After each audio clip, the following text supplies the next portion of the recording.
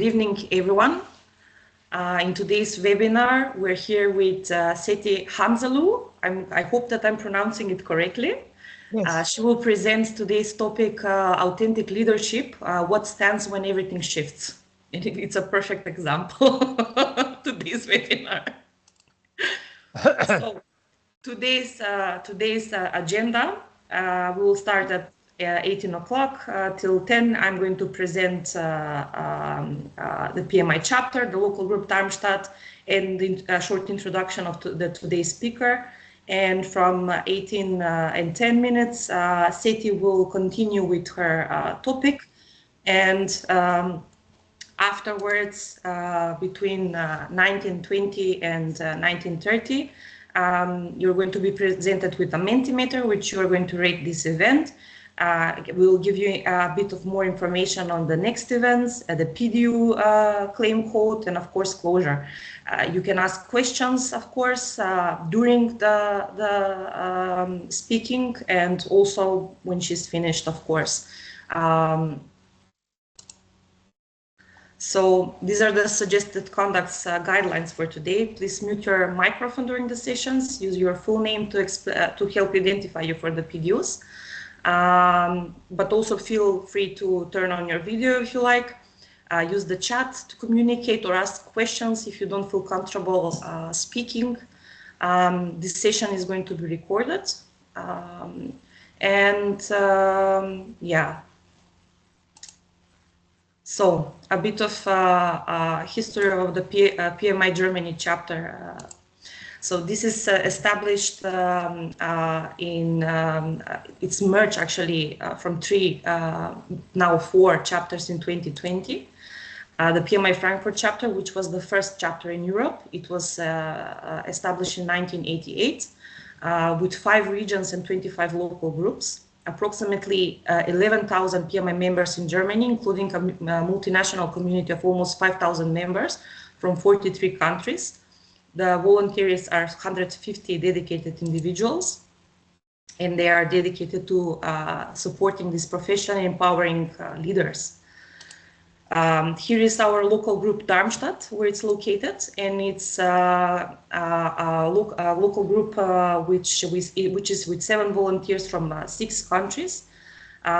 Usually per month we have 2 online events, which has gathered so far 3,300 participants since the inception in caption. There's an average of 33 attendees. 110 attendees participated plus 10 times. And of course, 1 time per month, we have face-to-face roundtable.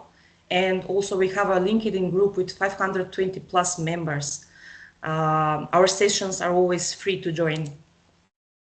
So for a little bit introduction for today's speaker, Seti. Seti is a personal branding and LinkedIn specialist with a strong focus on communication strategy, professional visibility and digital presence. She works as a communication consultant and trainer, helping professionals, leaders, and entrepreneurs refine their personal brand and build compelling LinkedIn profiles that drive the real opportunities. In addition to coaching, Seti writes for CEOs and entrepreneurs as a ghostwriter and supports business leaders in enhancing their storytelling and social selling approaches. She also serves as a mentor with PFT PACA, guiding emerging talents and young professionals in their career development. So now it's a good time to give the microphone to Seti and start learning and getting inspired. Seti, the floor is yours.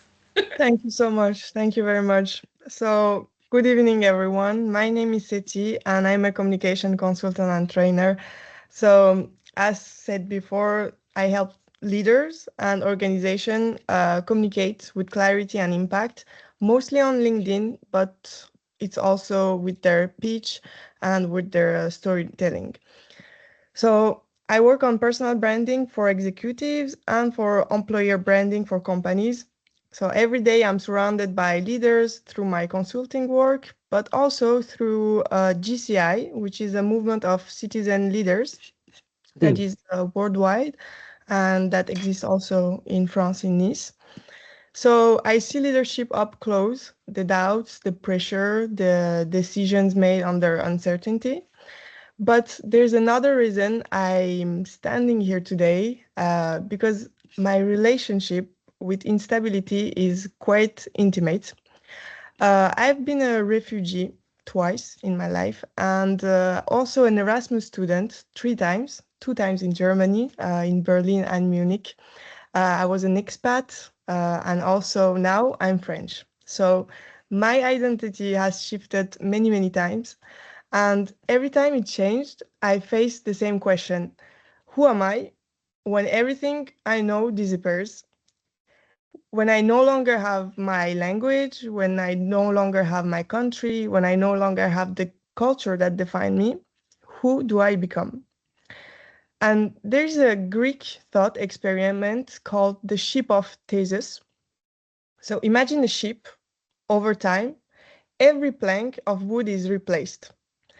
First one plank, then another, until eventually not a single original piece remains. So the question is it still the same ship? That's the question I want to explore with you today. Not just for boats, but for leaders, for organizations, and for all of us navigating a world that keeps changing everything we thought was stable. So let's start with the reality we are all living in. We are entering a world that doesn't just change, it mutates. AI is accelerating everything. It's everywhere in every company. We are hearing from it on a daily basis. Geopolitical tension are rising. We have wars around us, economic pressure, social polarization, mistrust. It's a mess. And inside organizations, we also have these instabilities, restructurations, layoffs, hiring freezes, new tools every month, sometimes every day. Teams are exhausted. People are living quietly. We are not living in transition anymore, but in a permanent disruption. And in disruption, leadership gets distorted. When uncertainty rises, what do leaders feel pressure to do? They speak more, they decide faster, they show confidence even when clarity is missing, they try to control, or worse, they stay silent. But here's that breaks. When leaders panic, people feel it. When leaders perform certainty, people stop trusting. When leaders control everything, intelligence, collective intelligence dies. So in unstable environments, authority doesn't come from having all the answers. It comes from no AI tool, but from one thing that is often we don't talk a lot about it. And for me, it's the key of everything, every authentic communication. And it's come from inner stability. And that's what I want to talk about today. Authentic leadership, the ability to create clarity inside chaos and safety inside change. Even when we don't have all the answers, and especially when we don't have all the answers. The leaders that will survive, I think, the next decades will not be the loudest, not the fastest, not the ones with the better AI tools, but I think it will be the one that will be the truest to their values, truest to what's really happening on the ground, what's really happening also inside them, and the truest in the way they manage their own emotions and reactions. As you may know, today burnout is exploding in every country. For example, in France, it's very costly for our insurances because there is so much burnout and people stop working and the states have to pay for that. And uncertainty is high, change is everywhere, it's constant, and millions of people will have to retrain, reskill, or completely reinvent themselves in the coming years. Their jobs are changing faster than their environment can support them. And when communication inside the organization is missing, when leadership lacks clarity, something predictable happens. People leave because they don't feel heard, they don't feel safe, they don't feel like their voice matters, or worse, they stay, but they stop caring. Change is not what scares people, actually, but the lack of clarity is what really scares them. When things move fast, our brain doesn't become curious. We become defensive, we overthink, we look for certainty, and we look for controlling things. Because when everything is feel like chaos, we feel like if we control something, it will make us feel better. But the trap is that leadership, it doesn't happen in a machine. It happens between humans, and machines can be controlled, but humans cannot. So the real question is not how do I control everything or how can I have all the answers, but the question is how can I create the conditions for a collective intelligence to emerge and to adapt. And in a world that keeps changing, the leader's job is not to be a hero, not at all. And we don't expect the leader to have all the answers or all the solutions, but it's to become a compass. And a compass must be stable. And that stability comes from inner clarity. What do I stand for? What values guide my decisions? What is my purpose beyond performance? What kind of culture I want to create inside my company? So when clarity is present internally, leadership changes shape externally. The need to dominate fades and space open. And that space is where intelligence, trust, and innovation emerge. We often talk about technology as the main driver of change and of innovation, but real innovation begins with people, with trust, with purpose, and with connection. When leaders communicate with clarity, with empathy, they create this sense of safety. And when we feel safe as people, we dare to share ideas, to take risks, and to create.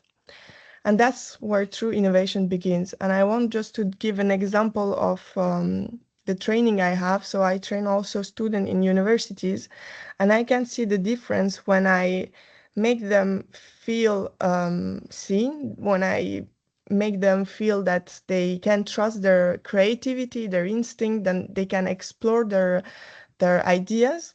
They come up with really interesting works. And sometimes I'm very amazed because they are just student.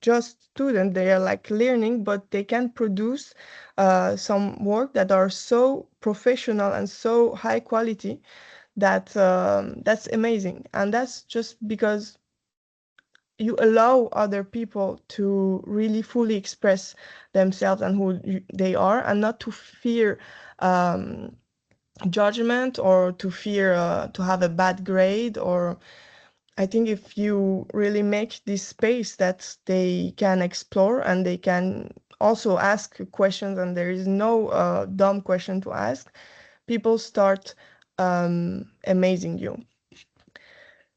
So I want now to share a little bit of my background with you. As I told you, I changed several times countries, and sometimes it was as a refugee, sometimes as a student. And every time I moved, everything changed around me. The language, the culture, the codes. And it was quite confusing. And along this path, everything that has defined me was fading away, especially when I arrived in France after living in Iran for 11 years, because it was so different, totally different. Oh, I'm sorry. I will just have to. Okay. At first, I thought that adaptation meant losing myself, adapting to a new country. But I was wrong because I realized something. I wasn't losing myself, I was becoming myself. Not by staying the same, but by staying connected to what really mattered. I remember one specific moment. I was 11 years old. I just arrived in France and I saw my mom crying, being really scared. The fear of being expelled gave her so much anxiety, and I couldn't help her. I felt powerless. In these moments when it was all overwhelming and everything, I start something really basic. I start writing. Oh, sorry, in the conversation there's something I like also listening to, but maybe she wants to share slides with us. Oh no, I don't have slides. Maybe you missed the beginning of the talk. There's no slides, but I hope you will like it anyways. So yeah. Um,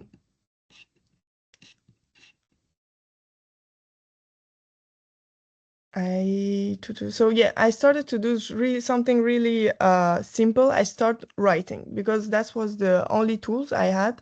I had a book, I had a pen, so I just start write what I was feeling about my emotions, about my dreams, and I made a decision and I write about this decision.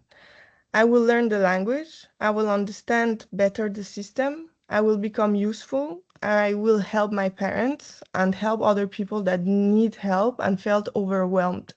Because I really could feel all of those things and but couldn't do something about it.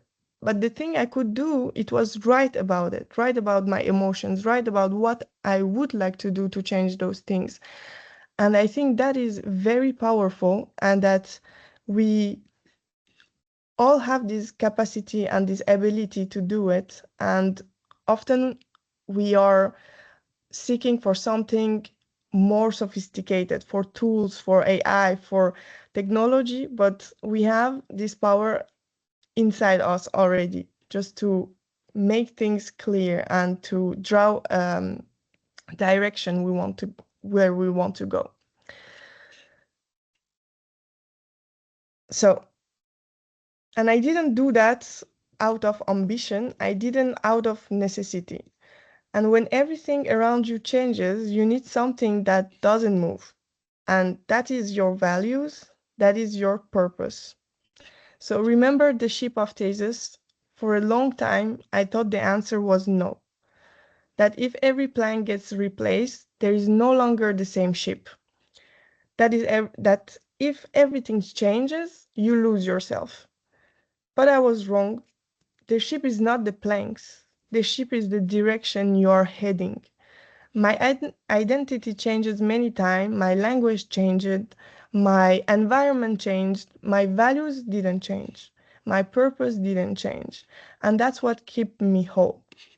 So if we want to talk about authenticity, I think there is a misconception oftentimes when we talk about authenticity. We all hear this sentence, just be yourself. And this sentence is so confusing because what if everything that defined us is not there anymore? How can we be ourselves if everything we know it's not there? So for me, authenticity is a paradox. If you define it as staying consistent with your past, you will get stagnated. If you define it as an alignment between your values, your mission, and your actions, you can evolve without betraying yourself. Authenticity is not rigidity, it's alignment. And here's the key. We don't become authentic by thinking, but by acting, by trying, testing, failing, learning. And sometimes growth feels not me yet, and that's okay. This is exactly what I lived when I changed countries. My identity moved so many times, and it was confusing because I thought you don't know who you are anymore. And that's why it's so important to go back to your core values and to your purpose, to your mission, because those are the things that will not change. Your identity will shift for sure.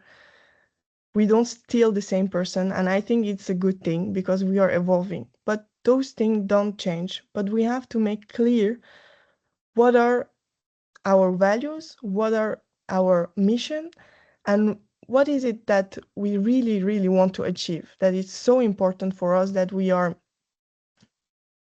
able to fight and go through obstacles and through challenges, and because it's so important for us to fight for that. So yeah, that's what makes leadership stable in motion. That's the ship of Theseus in practice, and that's why your why matters so much. Life will throw change at you, organizations will throw change at you, people will throw change at you. You don't always control the situation, but you can always choose your attitude, your integrity, and your next actions. So the point is, your identity is not your role, is not being the manager of or being the CEO of. Those are just etiquettes. Your identity is your inner compass. If your identity is built on title, status, approval, change will destroy you. But if your identity is built on values and purpose, change will move you forward. So the questions become, how do I build that compass? Clarity doesn't appear by magic. It's not a personality trait, it's a practice, actually. And I want to share what has helped me and what I see working in the leaders I train. So the first thing is to clearly define your why and the impact you want to have. Because I think we often underestimate the impact we can have on others people, the positive impact we can create on others people or on the environment or on the place we are living in. And not if you are really clear on your mission and why you want to achieve this mission, you will find ways to actually do this mission, to act and do this mission. And I can take my own example. I arrived in France at 11 years old. I didn't speak any French. And today I trained almost 500 people. And I'm not saying that to brag or anything, but I'm saying that if I could have an impact, I hope positive, to some other people, we all have it actually. And I think, yeah, as you said, having a positive impact on other people, that's also making a leader. That's why you need a why that is bigger than yourself and a why that can help other people having a better life or helping our environment. There's so many challenges in our today's world, and there is also so many nonprofit associations fighting for those challenges. And even though we are living in a moment of time that we are lacking time, there is always a possibility to make 1 hour or 2 hours in a month to find those 1 hour and 2 hours and to engage in a bigger cause. And I think when you do that, it also gives you more confidence. It also gives you the feeling of having a meaning. And as a human beings, we need that. We are, when you are offering a gift to someone, whereas when you're receiving a gift, you are more excited to offer this gift to someone most of the time. So I think it's in our nature. If we want to be truly aligned and happy, we must find a space in our life. Maybe it's at work, or maybe it's in our personal life. Maybe in work you will not find this meaning.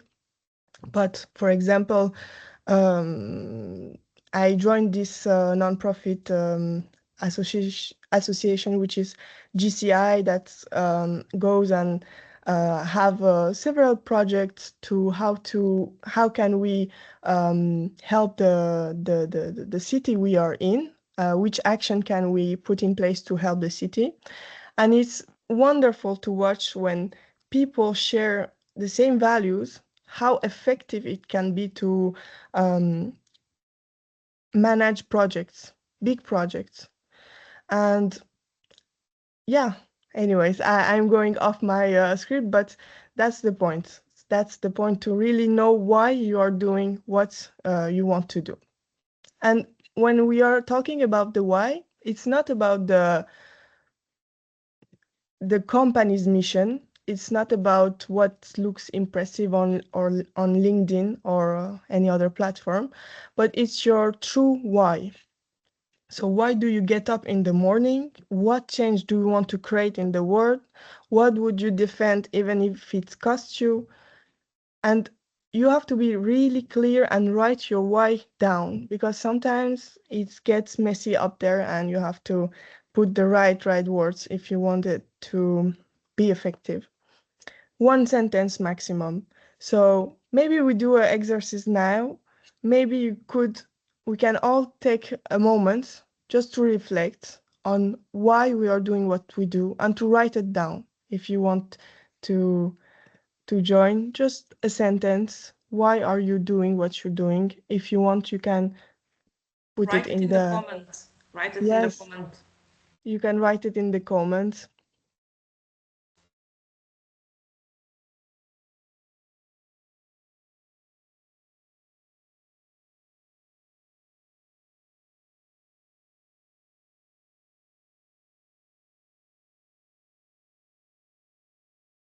Do what you love and love what you do. Yes, that's a big secret of being happy also in life. You have to love what you do. I will react to that.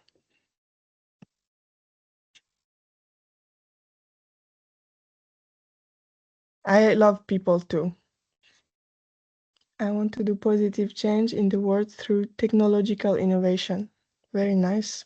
We need that. We need that because today's world, we are having a lot of challenges on technology. So we need people that are good intentioned to drive those innovations.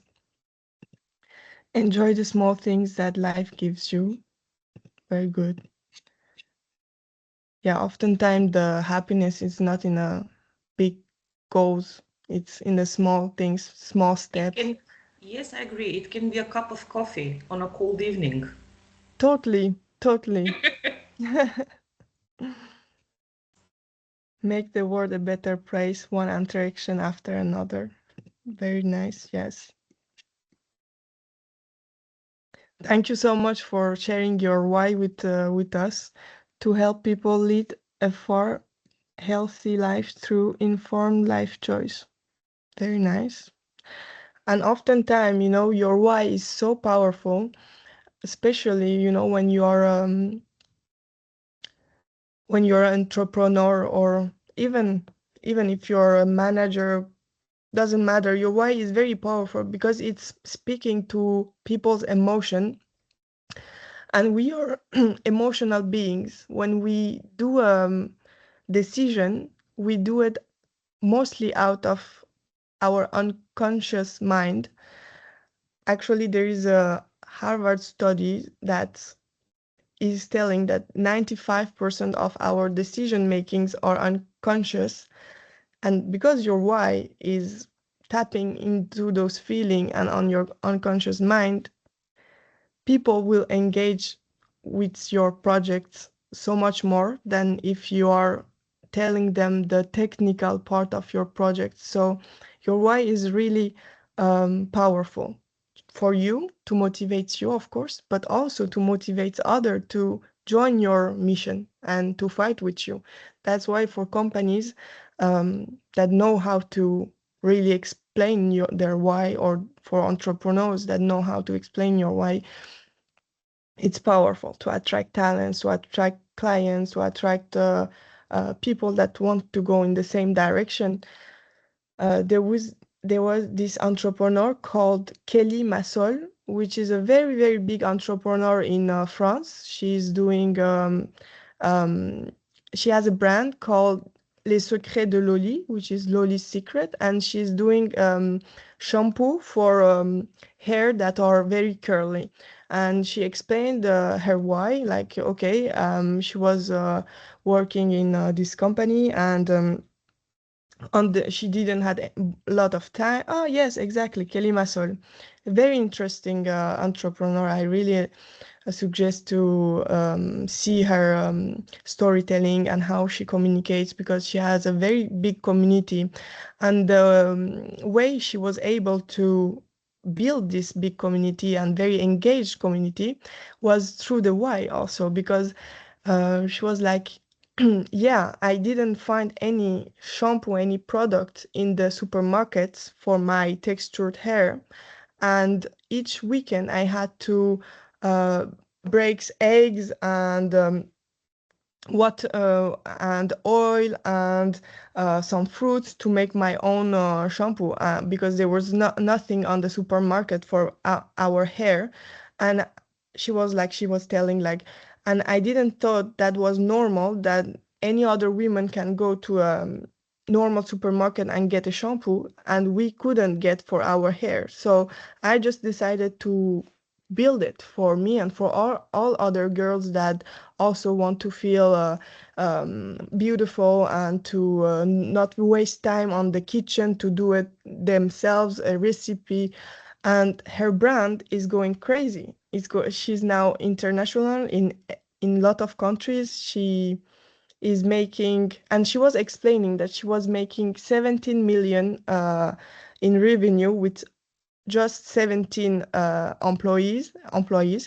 And the reason behind it, she explained, was that the 17 people, all were so involved with this mission and uh, wanted to fight with her to go and to do this mission, because it wasn't normal then that women with textured hair couldn't have the same uh, products than other women. So it was very interesting. So I will go back to the talk.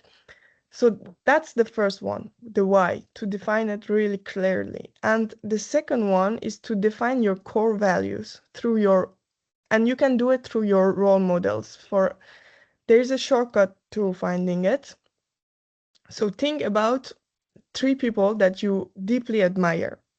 Not famous people necessarily, but people where something in them resonates deeply with you. And then ask yourself, why do I look up to them? Maybe it's their discipline, maybe it's their generosity, maybe it's their impact, and write it down. And then ask, how can I build that quality in myself? We are not trying to become them, but just trying to become the version of ourselves that embodies those qualities. So break it down, sorry. If you admire someone's confidence in speaking, for example, you can go and join a Toastmasters event. If you admire someone's generosity, you can go and volunteer in a local nonprofit.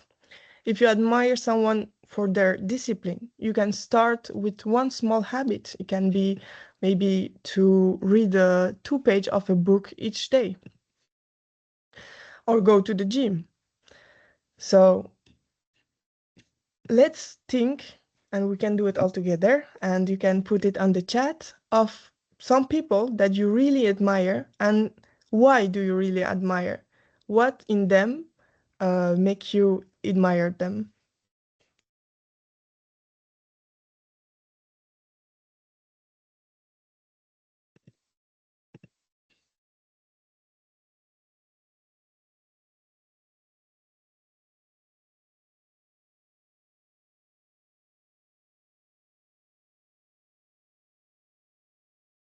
It can be even people you know and they are not famous at all. What qualities in them you really see that is nice? Oh, very nice. And I admire Thomas Valenta because of his generosity. I totally agree. Totally agree.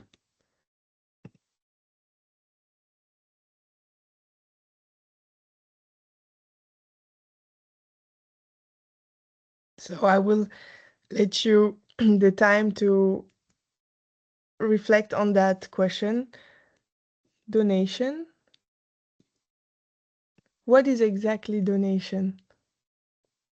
Ah, okay. Okay, yeah, I see. Passion and consistency. And who are those people that have those quality in them that you admire?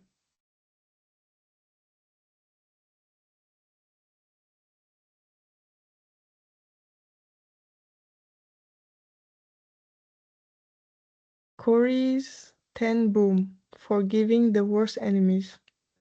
Interesting. I don't know her. Okay. Corey's.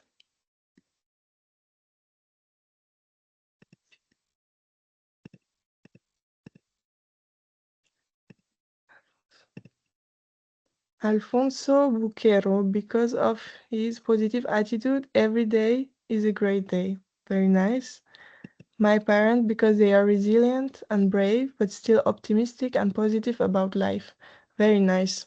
So that's very great to have people we admire around us to see which quality, which values are we are attracted really to. Blood donor, nice. Corey was in concentration camp. Oh wow. Okay. Okay, very interesting. Thank you all for sharing.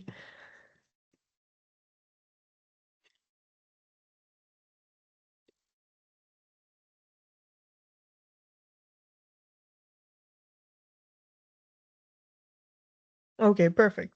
So I maybe you can reflect also on that after the conference to see who are those people that you really admire around you and why.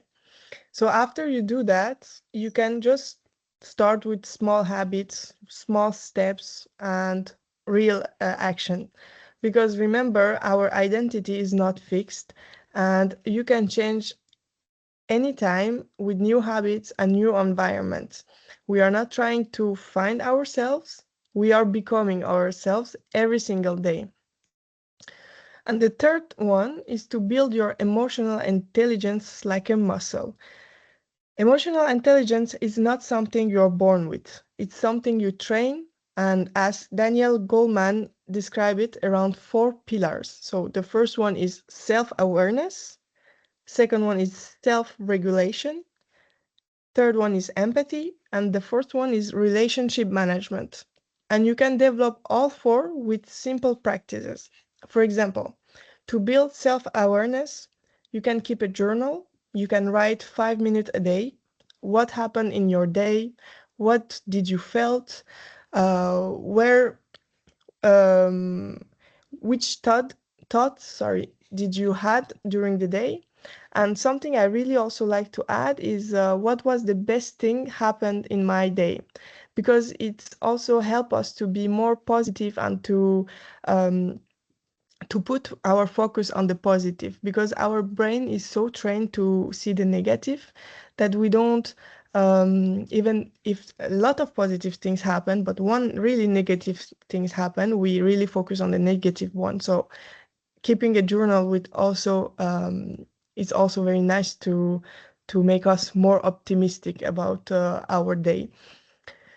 And you can also to regulate your emotion with the practice of 6 breath rule. So before you react in a tense moment, you can take 6 slow breaths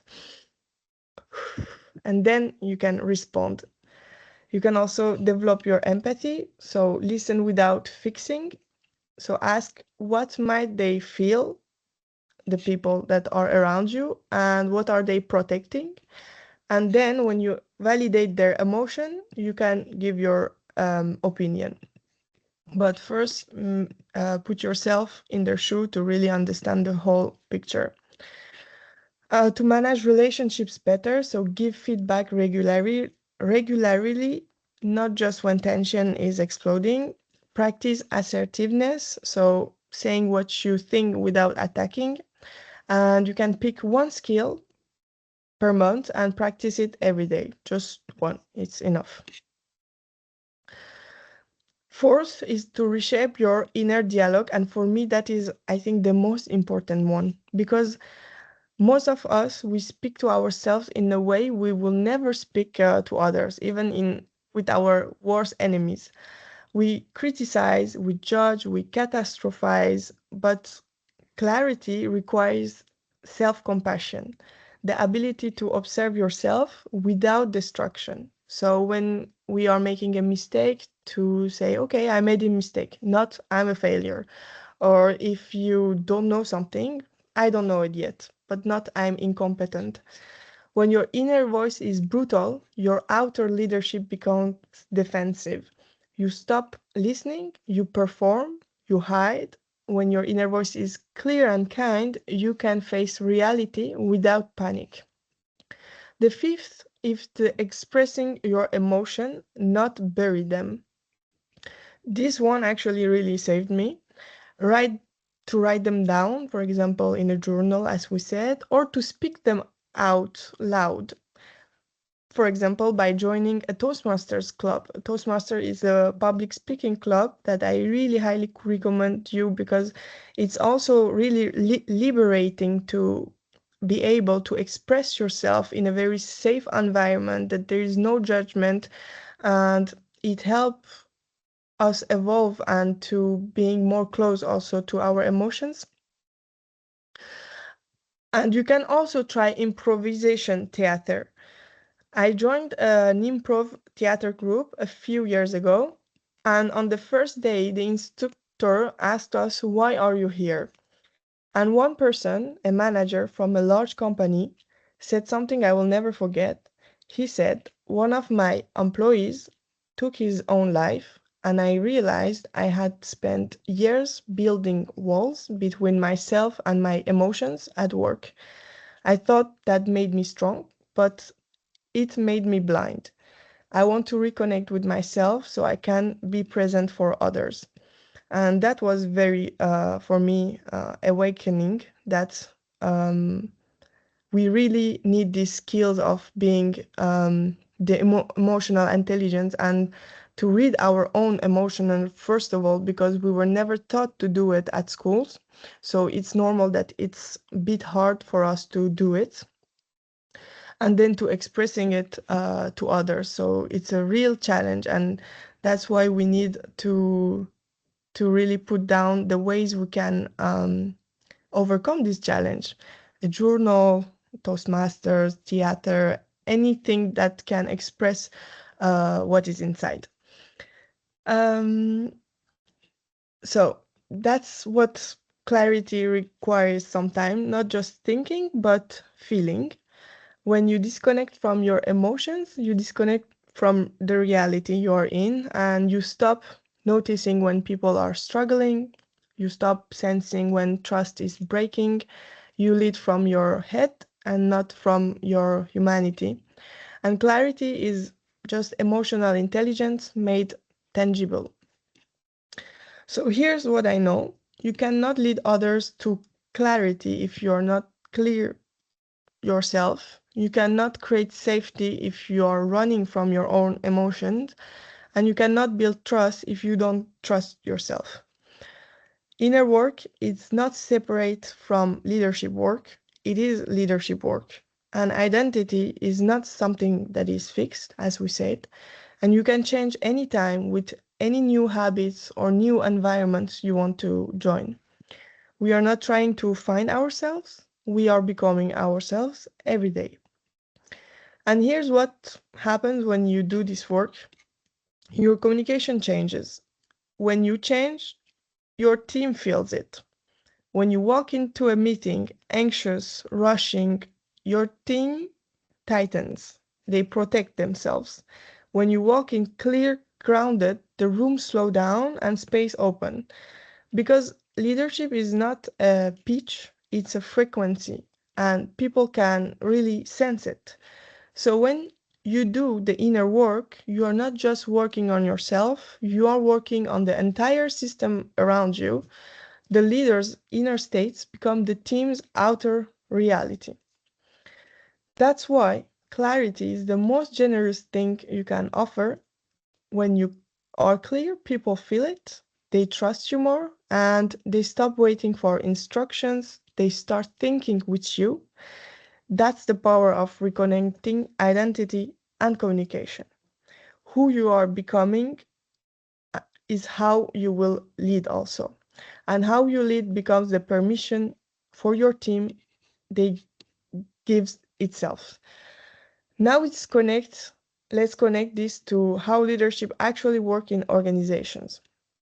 We love the idea of control, plans, KPIs, dashboard, processes. But again, human systems don't obey like machines. People are free, people interpret, people react, people protect themselves. And here's the principles leaders sometimes forget. You cannot impose engagement, you cannot force initiative, you cannot command motivation. What you can do is create good reasons for people to choose commitment, good reasons for people to contribute their intelligence, good reasons for people to take responsibility without fear. This is the shift from old leadership to modern leadership. So instead of saying, I tell you what to do, is I create a context where you want to do it and you can do it. In practical terms, that means you define the intention clearly, the why, the mission, the effect we want to achieve. You give people autonomy to adapt. You build a safe environment where initiative and sharing ideas are encouraged. When you try to control everything, you create a false sense of certainty, and people will stop asking the right questions and they will just wait for your instructions. And as we said, the leader is not the one that will have all the answers, because everyone in the company has so much knowledge and value, no matter their positions. And that's why you have to make them engaged, and you have to make them feel that their voice actually matters. So they don't just wait for you to give them instructions. They don't become passive, and they become leaders also at their turn, because the role of the leaders, I think, is also to create other leaders around. So people will wake up because you just changed the contract.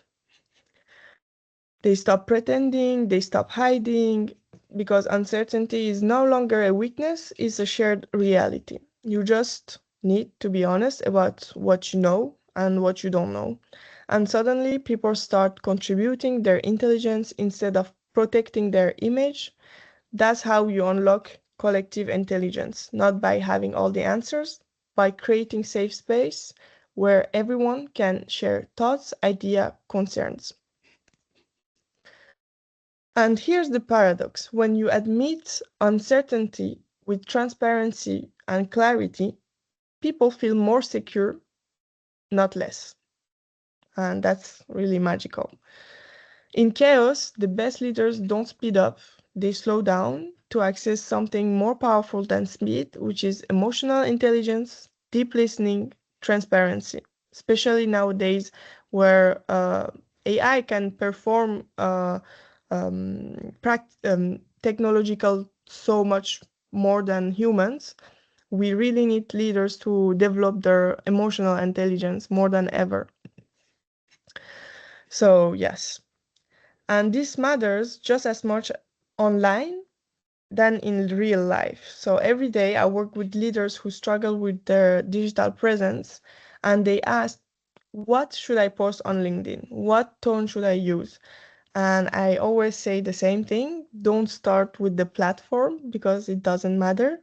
What really matters is inside you. So what message do you want actually to people to um, retain from you? What are the values you have and you will fight for those values? What are the what is what's your why? So all these things that are inside you, that matters, not really the platform. The platform is just a tool that will express what is inside. So that's why it's so important nowadays that everyone is rushing, everyone is talking about the hack of algorithm, the new tool to do X, Y, and Z.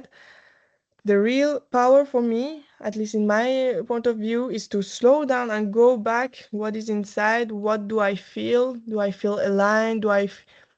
And you will get the answers. But because we have so much in our head, we have to write it down or speak it up. But it cannot stay there. Otherwise, it will be too much and it will be confusion. So yes, don't start with the platform, start with you. When you are connected to yourself, your online voice becomes an extension of who you are, and authenticity doesn't change whether you are in a boardroom or on a screen. It's the same, and people feel it. That's why I believe so deeply in reconnecting identity and communication. When you are clear on who you are, how you communicate becomes effortless. Now, I know that some of you might say, okay, that's great, but what about AI? What about technology? We are talking about humans, but not enough about AI. So, fair question. And my answer is that AI is an incredible tool. It's powerful. It can analyze faster than humans. It can automate. It can predict. It can scale. But here's what AI cannot do: it cannot create psychological safety. It cannot make someone feel seen. It cannot turn fear into trust. And that's the entire point. Technology is just a multiplier. Leadership determines what is multiplies. If clarity is missing, AI accelerates confusion. If culture is toxic, AI scales toxicity. So the real question is not how do we use more AI? The question is what kind of leadership creates the conditions where AI amplifies intelligence, not chaos? And that answer always comes back to humans, to listening, to clarity, to trust. Which brings me to the most strategic move for leaders in 2025, 26 very soon, is to listen. Actively listening. What is happening around? So, when people see that their feedback shapes decisions, trust really increase. Engagement then increase. So modern leadership is a loop: listening, acting, communicating what changed, and then listening again. So listen, act, communicate what changed, and then listen again. And when you practice this loop consistency, something shifts. The shift is the subtle at first. Some people will start saying, can I challenge that assumption? I don't think this is working and that's why. Or maybe your the intern that you just hired will challenge you on an idea that you thought it was brilliant, and he is challenging you on that. And you need those challenges. We need them to evolve. So these are the signs that people feel safe and comfortable enough to think out loud. And that's the difference between a hero leader and a system leader. A hero leader solves problems. A system leader creates the conditions where problems get solved. And the foundation of that system is trust. So let's close with this.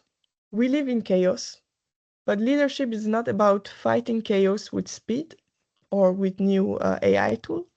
It's about creating clarity inside it. And clarity starts with you. When you have inner clarity, you can do something rare. You can listen without fear. You can lead without controlling. You can move without losing yourself.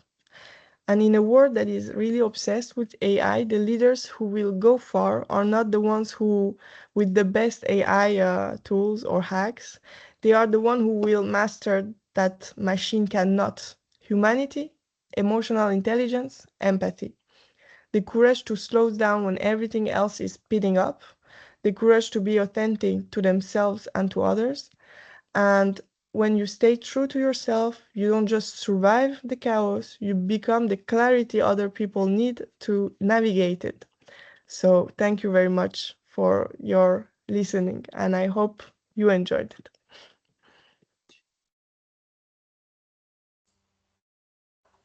Thank you so much, Seti. This was amazing. I have one question. It actually put me into thought. You were talking about the part where you have to stay focused, and slow down and everything, and you just have to think a little bit. But what advice, and also you mentioned about the eye part, and I agree with that too, because if you put garbage, it will come up bigger garbage, of course. But these are actually two questions. The first question is, what approach do you take? For example, when you are, it has happened, I think that to most of people, when you are answering automatically to people, you are physically there, but psychologically you are in your thought with your private things, or there is always something, it's always like, I make a joke out of it, it's like a tap on the computer, many taps on the browser, and from somewhere there is music coming and you don't know from where, but everything is automated. What is your take on this? How would you, what tips can you give to stay present in the moment, because sometimes life can get very fast-paced, and sometimes it's very hard to slow down with everything that's happening, depending on the scale with people. And the second question is about I. As I said, I agree with you with I, that I is not, whatever you put inside, it will multiply it. It's just a tool. The person is the one controlling the tool. But there is something happening, at least on the internet, I'm reading about that people, for example, are substituting maybe ChatGPT or some other AI tool where they're having a conversation about their emotions. I wouldn't say it like a psychotherapy or something, but maybe a room to just reload their emotions. What is your also take on that? So these are my only two questions, and of course there are many comments coming. Incredible presentation. I really needed to hear this today. Thank you for this motivating, honest, and clear presentation. So many thoughts resonated with me. This was said by Elena Petraska and also Alfonso Bucero. Thanks so much. You did a great talk. I fully agree that having a purpose, mission, and values are key to be a great leader. Claudia Dini, thank you very much for this session today. And yeah, and this is the Mentimeter. Please get inside and rate this event. We need your feedback, of course. Continue with answering the questions. Of course, yes. So thank you so much for your feedbacks, and I will take the question. So the first one, how can we stay grounded when everything is chaos around us? The colleagues is listening to music too loud, or you have too much pressure because you have to fill up some work that wasn't on the schedule, and it's going anyways. I think there's several things, and each person have to see what works best for them. For example, for me, what really helped me is the improv theater, because I feel when I go to improv theater, I can really let out the energy that was negative or the pressure I had during the week, and explore other emotions and part of myself. So that really helped me. Another thing that really helped me on my path was to keep my journal since I'm 11 years old and to write down my thoughts and my feeling. And when you are doing it, at first, it's not magical. It will not instantly click. But a lot of time, oftentimes, when I was confused, I didn't know which choice to do. Because also I couldn't, for example, ask advice to my parents, or I didn't have the network I had today. So I felt a lot lost and alone. I didn't know which choice to do, what was good. Anyways, and what I started to do was to write and just to express all those feelings I had. And it's magical, something magical about writing. It's that the next day I had answers. I knew what was going, and that's why I think we all have intuition. But in the chaos, it's difficult to hear this little voice. But we all have this little voice that knows what to do, what knows what's next. But to hear it, we have to make sure that um, we make silence. And to make silence, for me at least, is to write down my thoughts, write down everything that is coming. Like, I like this expression of we are showering every day. So physically, we are taking our shower, but we don't shower here, not often. And I think we have to shower it more often because it will get clearer and clearer when those thoughts are on the paper, or when you speak it out loud on a Toastmaster pitch or in improv theater. But you have, I think, to really, or LinkedIn posts, for example. For me, LinkedIn also is a way of really expressing uh, who you are. So I think, yeah, you have to find a way of expressing yourself, and it can be through different things and techniques. You just have to um, find what is best working for you. For example, some people I know are meditating. I cannot meditate. I tried several times. I wish I could, but it's not working for me. But I know it's working for a lot of people to meditate. And another thing that is great is also breathing, because we have a powerful tool, breathing, and we don't use it enough because it's really calm our nervous system. So I would say yes, breathing, journaling, meditation if you can keep it. But really, journaling for me is the one that I like the most, because I can put my thoughts, I can put my fears. There's no judgment. It's just between me and my writing, and I have clearer ideas the next day, and I know where to go. And for example, sometimes when I had difficult decisions to make between two choice, for example, I had to do, I did something really simple. I draw a line. I said like positive, negative for each decision. And you can see that just by writing down, there is like a lot of more positive on one decision than the other. But in my head, it was so confused. I didn't know what choice to do, because I think sometimes we have too many information to process. And even if our brain is a very powerful tool, sometimes we need a little help. And the little help, I think, is to write it down. So that's the first question I will answer. And the second one, the AI. So yes, AI, I think, yes, a lot of people use it also to ask for, advice, and to say how they feel. I'm gonna be honest, I already used it to do that. But I think what you really need to know is to be aware that that's just a tool. It's not a therapist. It will not give you um, the advice that a real psychologist can give you. So you have just to be really careful about that.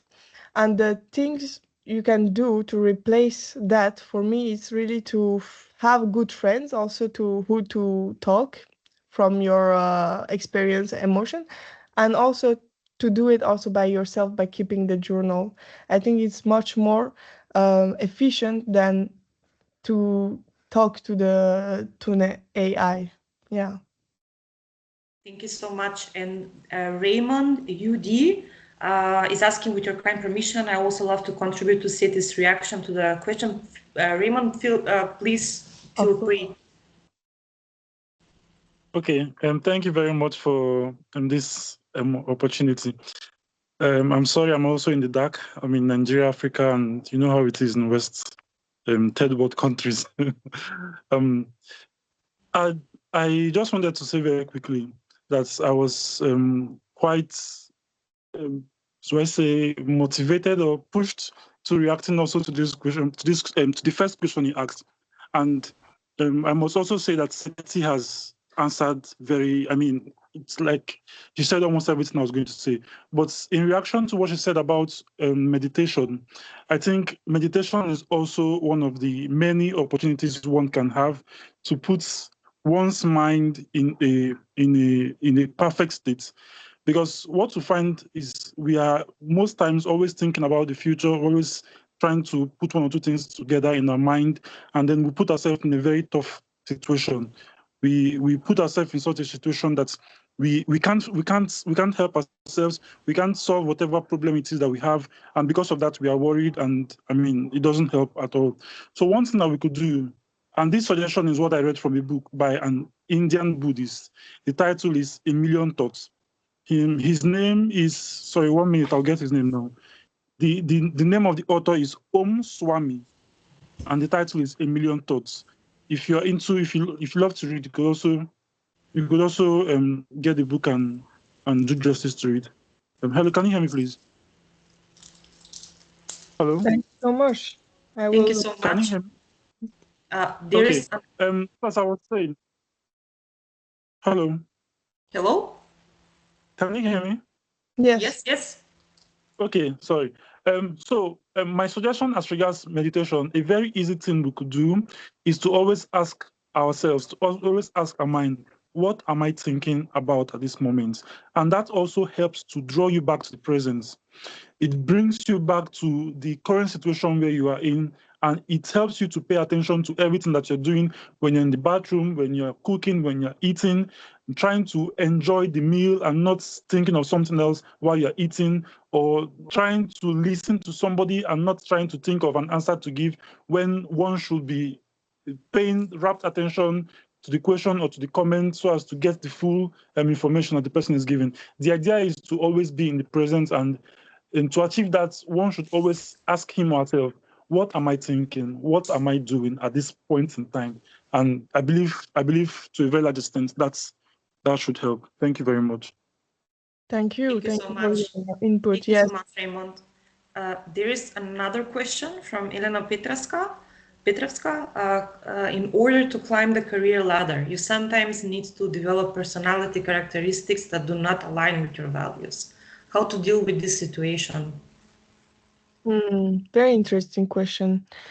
Well, that's exactly why I went and be freelancer, because for me it was very difficult to adopt those traits. I will take my own example. I was working in a insurance company that we had to sell insurances that I didn't believe were good, and we had to do it anyways to be able to keep our job. But I realized I wasn't aligned with this method of selling, which was very aggressive and I didn't believe in. So those characteristics of negotiation, or I didn't want to develop them inside the company. So I decided to quit and to restart my journey, and it was actually my first job I had, and then I decided I will go and learn about IT. So I started a new journey. Before that, I was learning business, and yes, my whole journey then shaped from that. So sometimes I think you don't have to accept something that is not aligned with you, especially when the values are not aligned with your values, because it will not bring you happiness. So depends which characteristic you are telling. But for example, if it's what characteristic are you talking about personality characteristics. Maybe I can just become more clear. So what I mean is that sometimes there are, power plays being played, and let me see, a little bit manipulations being played. So I know it's part of the whole situation, and every company has it. I don't think that it's just in one company or in one sector, but sometimes I have the impression like, okay, that's against my integrity, against this feeling. Okay, I want transparency. I want clear, simple communication, because business can be and should be simple. So these two sides, like there is a conflict in me, which I try to solve sometimes. Yeah, very interesting. Thank you for sharing that. I would say if it's not aligned with your core values and it's especially the integrity, it's not a good signal, because then it can lead to burnout. It can lead to really negative effects. So maybe again, the answer and the solution would be to write down really what are your limits, like to be clear to what are your limits and after what I will not accept. And when you are clear to your values and to your limits, then you know, okay, this I don't accept. There's plenty of job in what I'm doing. I will find a company that really aligns with my values and what I stand for. So that would be my take of it. But of course, it has to be personal. So I would suggest and I would recommend to write down on a piece of paper if what would be the outcome. Like if you play those roles, what would be, where do you will be, and which person you will be have to become. Is that person, you will be okay with that person, or you will not be okay? Because if you're not okay with who you're becoming, then there is a problem, because you will not be aligned. And if we are not aligned, we are disconnected, we are not grounded, we are not in the present moment, we cannot enjoy little things. And so for me, it's best to write it down and to see what would be the impact if I do play those roles, until where I can play them, what will be my limits, and where is like non-negotiable, I will not do it. I hope it. Thank you so much. And there is another question. It was a bit harder to read, actually. It's from Lars Dengler. What would be a possible strategy for dealing with the following situation? From your perspective, in a company with multiple hierarchical levels, the signals from the management levels are conflicting. The top level reports how great everything is and what we can do. The lower level tells you to save your hours, things aren't going well, and we'll have to cut jobs soon. Chaos is management communication. Chaos in management communication, sorry. Mm-hmm. I didn't understand. The question is in a different format, so it's a bit harder to read. So I did my best to scrolling through the question, but if Lars is free to ask the same question verbally. Yes, please. If you can say it verbally, it would be perfect. No need to be sorry. Hello. Hope you can hear me. Yes, very good. We have in our company the situations that the top level management signals, oh, we are great, we are producing so much innovative things, and yes, we need more people. And you have the next level in the hierarchy aim levels, and they say to you directly, we have to save hours, don't do so much, we have to produce money, don't think about any innovation. And then some additional information is that we probably will cut some jobs, so that you think they're very terrible or different signals sent. And it's happened often in companies, no? Where some different levels send different messages. And so how to deal with this inconsistency in between the company?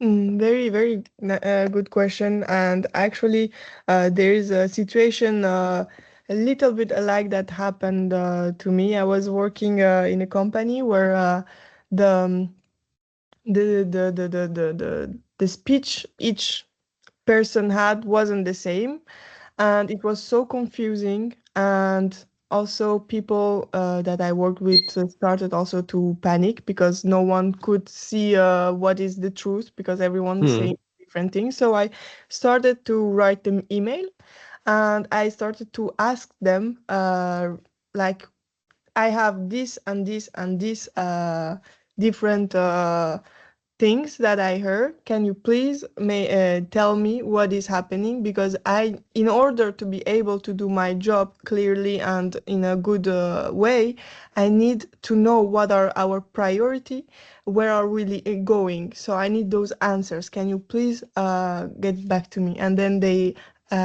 propose us to do a team meeting, and they invite every one of the team to do this. But everyone was so scared to send this email, so everyone just was calling each other to say, "Oh, did you saw that?" And I was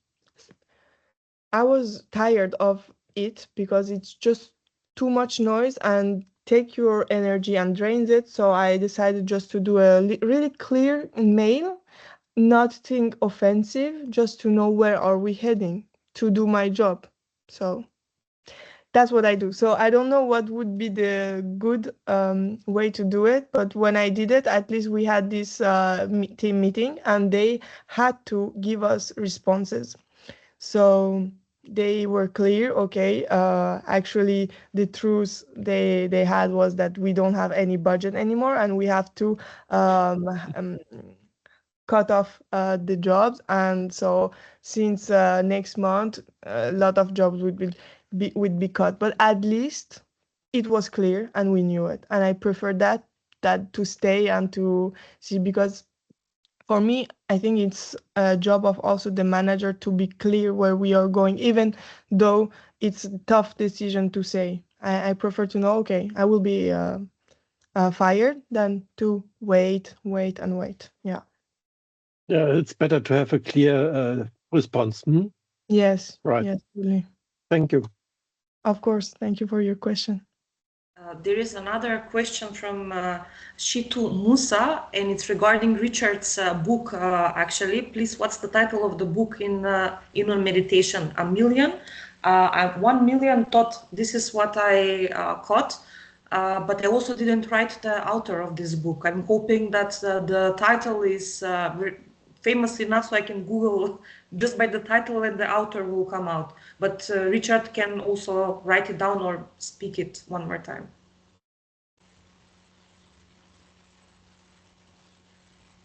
If he's here. I wrote, the author is Om Swami, but I don't know how to write it. Om Swami. This is what was troubling also for me. I'm not sure. Oh, yes. Swami. Swami.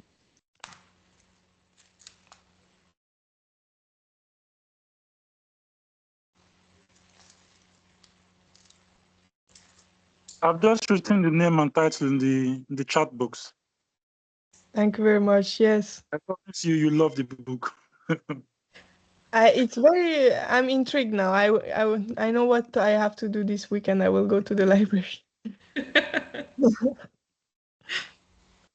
And it's very good rated on Amazon. It's like 2,000 comments and almost 5 stars. So yes. I do, yeah. Yeah.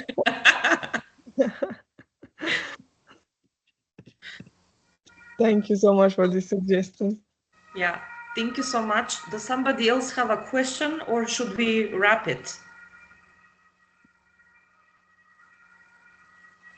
Okay.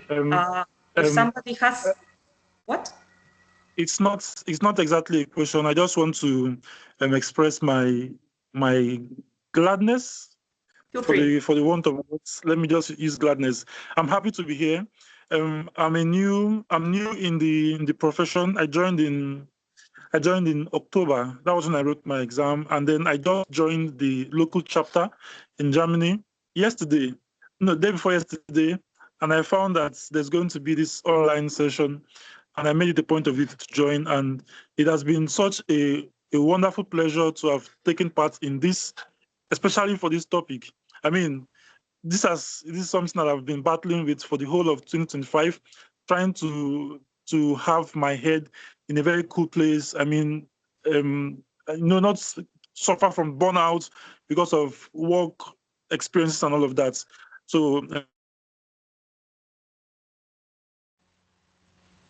presentation, I am very, very happy to have taken part of it. Thank you so much for your very positive feedback. And thank you for the book also, because really it seems great. Thank you also for the feedback. I feel quite happy.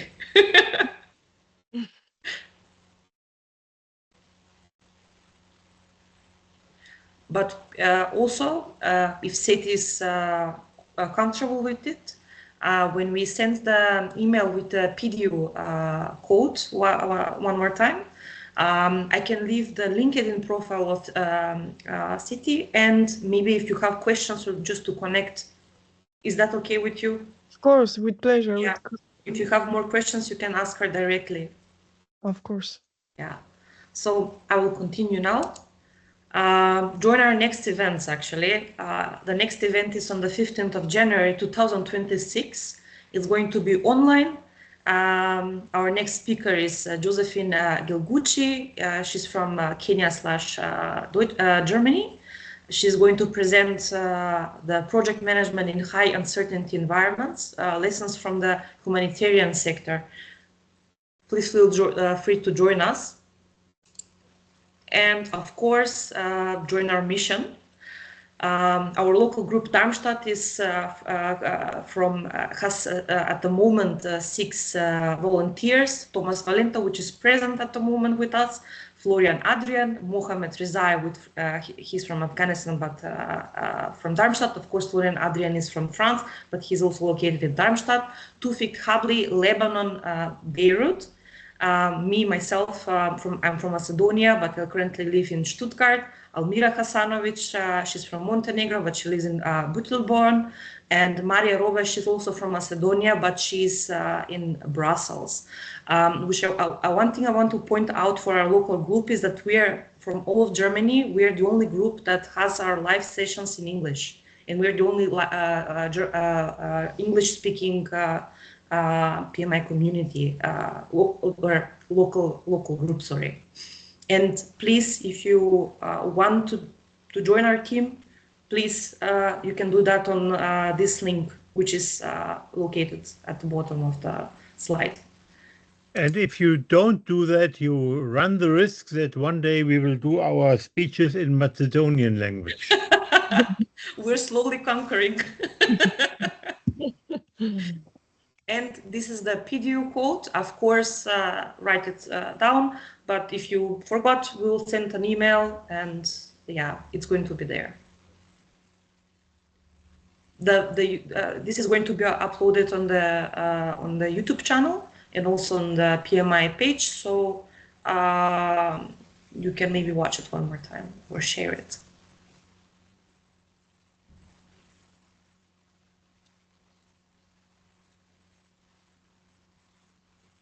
Thank you so much, Olga and Thomas, for this great experience. Really, I enjoyed it to be here with you. Seti, this was amazing. This was an amazing webinar. I was fully with my ears from the start to the end. Thank you so much. Thank you. Thank you so much. By the way, you did it without any presentation. Yes. The bravery. Yes, I have to, next time I will also add a PowerPoint so I have some key ideas on it. Yeah. We just had to comment, and it's true, though the PDU code was just created yesterday, so it might take 2 or 3 days until it's approved by PMI. Sorry. Yeah. So you have also comments. Thank you so much for the wonderful session. without slides was amazing. Thank you so much. Thank you so much for your feedbacks, really. Thank you so much.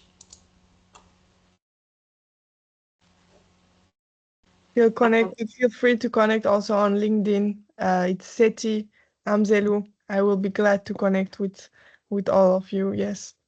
Yeah. Thank you for the great talk session. It was very motivating. Any access to the video session?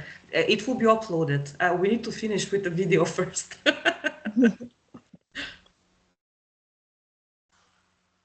It's going to be uploaded, and also the video will be with a link where you can go on the email that I will send to you all, which were here. So thank you one more time. I'm going to close this session. Thank you for attending this webinar. Thank you for being with us, and see you next year. Yes, see you next year, and wishing you the best next year possible. Thank you so much again for your feedbacks. So we are under us now. I killed everybody else.